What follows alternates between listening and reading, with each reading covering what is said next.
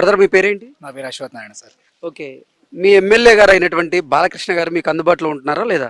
అందుబాటులో ఉన్నారు సార్. ఎందుకు లేరు ఉన్నారు? ఎవరు అందుబాటులో ఉన్నారు? బాలకృష్ణ లేకున్నా తన పిఏ అన్నా ఉన్నారు మాకే సపోర్ట్. ఓకే. అక్కడ లేకున్నా మాకు మా ఊరి నాయకులు కూడా ఉంటారు సపోర్ట్. ఏం కావాలన్నా ఉంది సపోర్ట్ ఇక్కడ. ఓకే. అంటే మీ గ్రామంలో ఏదైనా సమస్యలు ఉంటే పరిష్కారం దొరుకుతుందా లేదా? పక్కా సార్. ఇప్పుడు మాకు ఇక్కడ సర్పంచ్ ఉన్నాడు, మాజీ సర్పంచ్ గారు మాలక్క గారు ఉన్నారు. ఏదన్నా చేస్తారు. హెల్పింగ్ మాత్రం మేము పక్కా ఉంది, బాగుంది. ఓకే. ఇప్పుడు మా గ్రామంలో మాకు ఇండ్లు 5 ఏళ్ల కిందటైతే ఏ ఒక్కరికి లేవు. ఇప్పుడు ఇక్కడ 24 ఇండ్లు శాంక్షన్ చేసినారు. ఎన్టీఆర్ కాలనీ అని చెప్పుకోవడానికి మాకు ఒక మంచి పేరుంది. నాదైతే ఈ ఎన్టీఆర్ కాలనీని శాంక్షన్ చేయించింది ఎవరు? మా ఊరి సర్పంచ్ మాలక్క గారని, వాళ్ళ సర్పంచ్ అయ్యంగా బాలకృష్ణ హయాంలో అయ్యింది. వైఎస్ఆర్ ప్రభుత్వంలో ఏ ఇల్లు రాలేదు ఇక్కడికి, ఈ ఊర్లోకి లేదు. బయట అవుట్ ఆఫ్ బైపాస్ లో ఉంది. అక్కడ మాకు చాలా లాంగ్, అభివృద్ధి లేదు. ఈ 4 ఏండ్లు వాళ్ళ 5 ఏండ్లు అభివృద్ధి చేయలేదు. రోడ్డు కూడా లేదు. ఈ బాలకృష్ణ మాట ఇచ్చాడు, 6 నెలల్లో మేము మీకు రోడ్డు వేస్తా అన్నాడు. మేమంతా ఓట్లు వేసినాం. అవి లేపాక్షి మండలపై కంటే మేమే టాప్. మా పంచాయతీ నంబర్ 1 గా వేసి ఓట్లు వేసి గెలిపించినాము. ఆయన మాట కూడా నిలబెట్టుకున్నాడు. ఓకే. ఏంటి బీటీ రోడ్లు, సిసి రోడ్లు అన్ని బాగున్నాయా మీ ఊర్లో? Super sir. మాకైతే రోడ్లు అయితే మాకు మా ఊరికి వచ్చే రవాణాకి ఇబ్బందిగా ఉండేది. నేను ఆటో డ్రైవరు అయినా కూడా మాకైతే అభివృద్ధి చేసినారు. అభివృద్ధి పక్కా ఉంది. అసలు మీ గ్రామంలో ఎటువంటి అభివృద్ధి జరిగింది? బాలకృష్ణ గారు మొదటిసారి ఎమ్మెల్యేగా ఎన్నికైన తర్వాత వాటర్ ఉండలేదు మాకే. వాటర్ కూడా ఇప్పుడు ఉంది. వాటర్ ప్రాబ్లం లేదు. మెయిన్ వాటర్ ప్రాబ్లం లేదు. రోడ్డు ప్రాబ్లం కూడా క్లియర్ అండి మాకు. విద్యుత్ లో కానీ ప్రతి ఒక్క ఫోల్ కి ఇంటికి కుళాయి కానీ ఏదన్నా కానీ వాటర్ ప్రాబ్లం క్లియర్ అయింది మాకే. అంటే అసలు మీకు ఏదైనా ప్రాబ్లం ఉందనుకోండి, మీరు ఎవరిని కలుస్తారు నియోజకవర్గంలో? ఇప్పుడు మా నియోజకవర్గంలో బాలకృష్ణ పిఏ ఉన్నారు, లేదా మాకు ఇక్కడ సర్పంచ్ మాజీ సర్పంచ్ గారు ఉన్నారు. వాళ్ళ దగ్గర కలుస్తాం. ఓకే. అంటే 2014 నుంచి ఇప్పటి వరకు నందమూరి బాలకృష్ణ గారు మీ గ్రామానికి ఎన్నిసార్లు వచ్చారు? వచ్చినారు సార్. ఒక 10 సార్లు వచ్చింటారు సార్. ఇక్కడికైతే మా ఊర్లోకి అయితే ఒక 5 సార్లు వచ్చినారు. వాళ్ళు లేకున్నా వాళ్ళ భార్య కూడా వచ్చినారు పాపం. ఓకే. వచ్చారు. ఎవరు లేదని లేదు. అలా అంటే వీడియోస్ ఉన్నాయి, చూసుకోవచ్చు ఎవరన్నా. అంటే అసలు నందమూరి బాలకృష్ణ గారు ఈ నియోజకవర్గ ప్రజలకు అందుబాటులో ఉండరని, ఆయన సమయాన్ని వెచ్చించరని, ఏదైనా కార్యక్రమం మీటింగ్ ఉంటే మాత్రమే వచ్చి మొహం చూయించి వెళ్ళిపోతారు, ఆయన అసలు ఈ నియోజకవర్గానికి ఎమ్మెల్యేగా ఉన్నా లేకపోయినా ఒకటే అంటూ వైఎస్ఆర్సీపీ నేతలు ఆరోపణలు చేస్తున్నారు. దాని మీద ఏమంటారు మీరు? అవన్నీ తప్పు సార్. ఎందుకు చేయట్లేదు? ఇప్పుడు ఇన్ని చేయకపోతే మనకి ఇక్కడ గార్మెంట్స్ కానీ మహిళలకి అభివృద్ధి ఏం కాలేదు. మనకి పక్కా అయింది. ప్రతి ఒక్కటి కియో కానీ ఏంటన్నా కానీ ఇన్నాళ్ళు అయితే మేము బెంగళూరు వెళ్ళిపోయాం. పని లేక ఇక్కడి నుంచి బెంగళూరు వెళ్ళిపోయినాం. ఎవరు ఇక్కడ కూలి చేసుకోవాలంటే ఇక్కడ నుంచి 100 కిలోమీటర్ల దూరం పోయి పొద్దున్నే పోతే సాయంత్రం వచ్చేటట్లు. ఇప్పుడు హ్యాపీగా ఇక్కడే మా భార్యనే ఇక్కడ గార్మెంట్స్ 15 కిలోమీటర్లో గార్మెంట్స్ ఉంది ఇక్కడికి. అక్కడి నుంచి కుడిచే ఇప్పుడు డ్యూటీలు ఉన్నాయి. మంచి అభివృద్ధి అవుతుంది. కియో అయింది, కిమల్ అయింది పక్కనే. ఎందుకు అభివృద్ధి కాలేదు? బాలకృష్ణ లేకుండా అయిపోయినా. బైపాస్ రోడ్ అయింది. ఇప్పుడు మైన్ సిరా నుంచి బాగేపల్లికి టచ్ హైవే NH4 లోకి టచ్ చేసినాడు. ఎవరి చేత అవుతుంది? ఆయన ఎమ్మెల్యే అయిందానికే ఇక్కడ చేయింది. ఎవరి చేత కాదు. ఎమ్మెల్యే బాలకృష్ణ అయిందానికే ఇక్కడ చేయకే అధికారం ఉంది ఆయనకి. చేస్తాడు, ఇంకా అభివృద్ధి చేస్తాడు. ఇప్పటికి ఎయిర్పోర్ట్ లేపాక్షి మండలికి చేస్తామని సీఎం గారే మొన్న మహానాడులో ఇది చేసినారు. ఎవరు చెప్తారు? ఇప్పటికి మా లేపాక్షి కూడా ఫుల్ డెవలప్. గుడి చూసారు అభివృద్ధి. గుడి డెవలప్ అయింది. దుర్గమ్మ టెంపుల్ కూడా ఫుల్ టెంపుల్. అంటే హిందూపురం నియోజకవర్గానికి బాలకృష్ణ గారు ఎన్నిక కాకముందు ఎలా ఉండేది ఈ నియోజకవర్గం పరిస్థితి, మీ గ్రామం పరిస్థితి ఇప్పుడు ఎలా ఉంది? ఒక్కసారి సార్ 2000 ఆయన అయినప్పుడు ఎమ్మెల్యేగా కాకముందు అబ్దుల్ గని అని ఉండేవాళ్ళు. ఏమి చేయలేవాళ్ళు. ఏ ఒక్క ఎమ్మెల్యే గానీ ఇక్కడ టీడీపీనే. ఇది కంచుకోట మైన్ టీడీపీనే. మా హిందూపురం మా తాలూకా వచ్చి టీడీపీలో ఏ ఒక్క ఎమ్మెల్యే కూడా చేయలే. ఏ ఒక్కరి చేత కాదు చేసేకి. హాస్పిటల్ చూసారా, మార్కెట్ చూసారా, పశువుల ఆసుపత్రి చూడండి, మూగుజీవాల హాస్పిటల్ కూడా డెవలప్ చేసినాడు. ఇప్పుడు కోర్టు కూడా డెవలప్ చేస్తున్నాడు. హాస్పిటల్ ఇంకా ఫుల్ డెవలప్మెంట్ అవుతుంది. 3rd ఫ్లోర్ 4th ఫ్లోర్ కూడా కడతా ఉన్నారు ఇప్పుడు. ఆటో డ్రైవర్లకు అయితే వైఎస్ఆర్ ప్రభుత్వంలో 10,000 వేసినాడు. 10,000 వేసి నీకేం ప్రయోజనము? ఆర్టీఓ పట్టుకుంటే 40,000 30,000 కట్టాలి. లైసెన్స్ లేదంటాడు, ఓవర్లోడ్ అంటారు. లైసెన్స్ ఉంటే ఓవర్లోడ్, రికార్డ్స్ ఉంటే అవలేవంటారు. ఏమి ఇచ్చి నువ్వు 10,000 అట్లే విక్కున్నావు. ఏం ప్రయోజనం ఏం లే. ఇప్పుడు వేస్తానని చెప్పినారు 20,000. ఆటో డ్రైవర్ కి కూడా డబ్బులు వేస్తున్నారు. మహిళలకు ఆటో బస్సులో ఫ్రీ అయినా కూడా ఆటో డ్రైవర్ ఆదుకుంటామని చెప్పినారు. నేను ఆటో డ్రైవరే లేదండి, మాకు కూడా సపోర్ట్ చేస్తానని చెప్పినాడు. ప్రభుత్వంలో అయితే టీడీపీ వాళ్ళు ఉంటే ఇది స్కూల్ పిల్లలకైతే వేసినలే, అమ్మఒడి వేయలే. ఒకరికి వేసినారు. నా కొడుకులు 2 ఉన్నారు, ఒక్కరిని కూడా రాలే. ఈ ప్రభుత్వంలో నాకు 25,000 వచ్చింది. 25,000 వచ్చింది. బాగా గౌరవంగా చెప్పుకుంటాం. మాకు చంద్రబాబు నాయుడు పక్కా ఉన్నారు, నారా లోకేష్ గారు కానీ బాగున్నారు. స్కూల్లో నోట్స్లు కానీ పిల్లలకి నేను అన్ని డబ్బులు ఖర్చు పెట్టుకోవాల్సిందే, ఇప్పుడు ఏం ప్రాబ్లం లేదు మాకే. ఇగో నా కొడుకు సీట్ కావాలన్నా కూడా చేయించినారు, ఏపీఎస్ హాస్టల్లో చదువుతున్నాడు. ఓకే. ఈ ప్రభుత్వంలో బాగుంది నాకు సపోర్ట్. ఇప్పుడు కూడా చెక్ చేసుకోవచ్చు, కావాలంటే చాలా మంది అనుకుంటారు రాలేదని.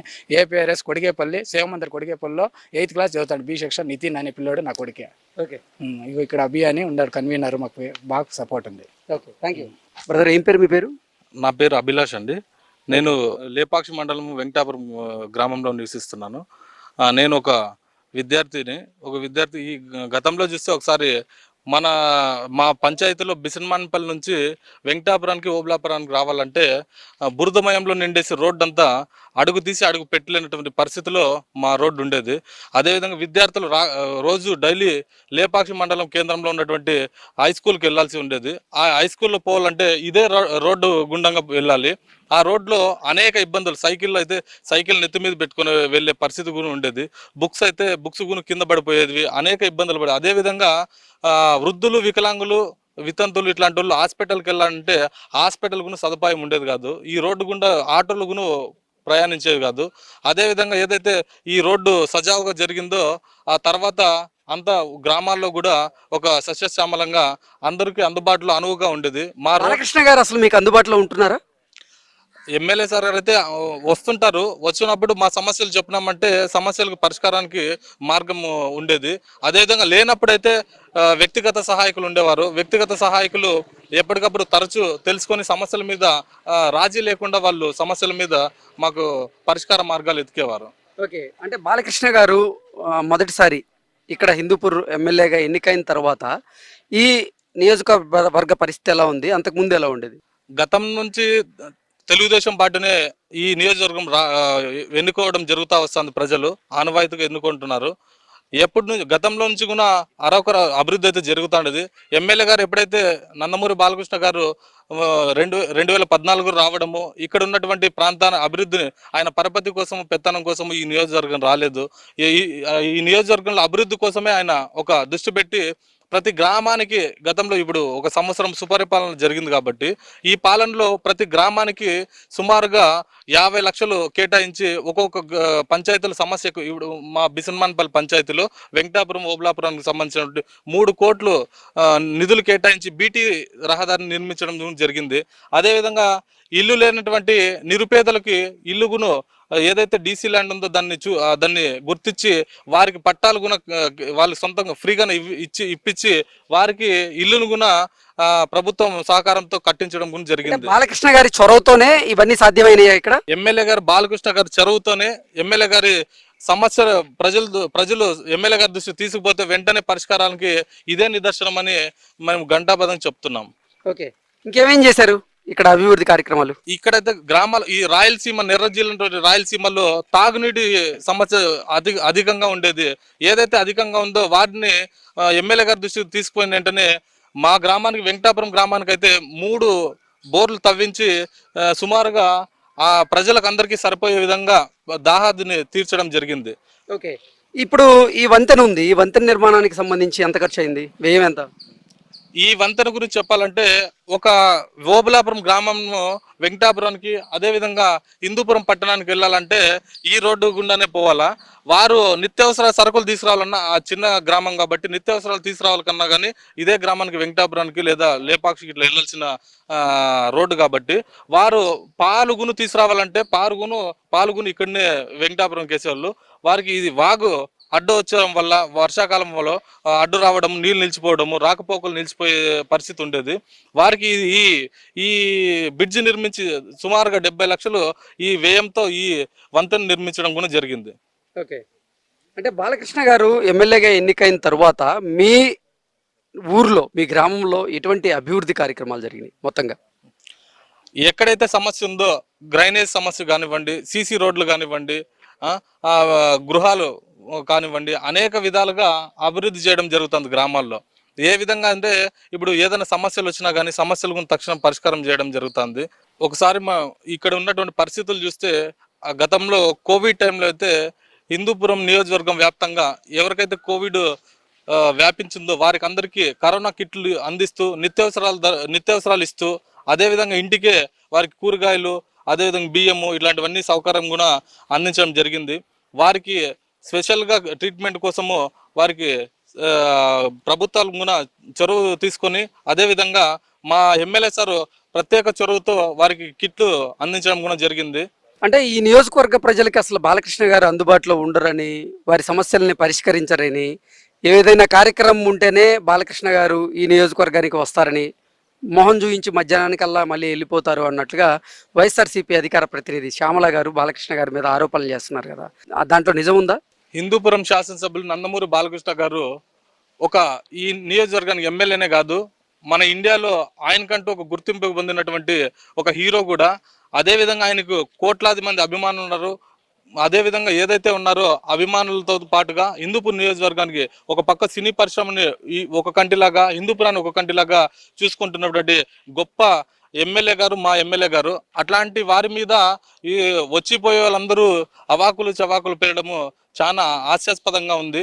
ఎవరైతే ఈమె శ్యామల మాట్లాడిందో, మీ ఎమ్మెల్యే జగన్మోహన్ రెడ్డి గారు పులివెందులో ఎన్నిసార్లు వచ్చిపోయినాడో మీరు కూడా ఒకసారి తెలియజేస్తే బాగుంటుందని మేము అడుగుతున్నాము.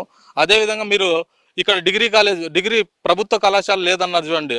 ఎయిడెడ్ కళాశాలను అన్ఎయిడెడ్గా చేస్తున్నటువంటి ఏదైనా ఉందంటే అది వైసీపీ గవర్నమెంట్ గతంలోనే చేసింది. ఫీజు రియంబర్స్మెంట్ కూడా ఇవ్వకుండా విద్యార్థులు ఎవరైతే ఇంటికే పరిమితం చేసే విధంగా చేసిన ఘనత కూడా మీ జగన్మోహన్ రెడ్డి గారికి దక్కుతుందని మేము తెలియజేస్తున్నాము.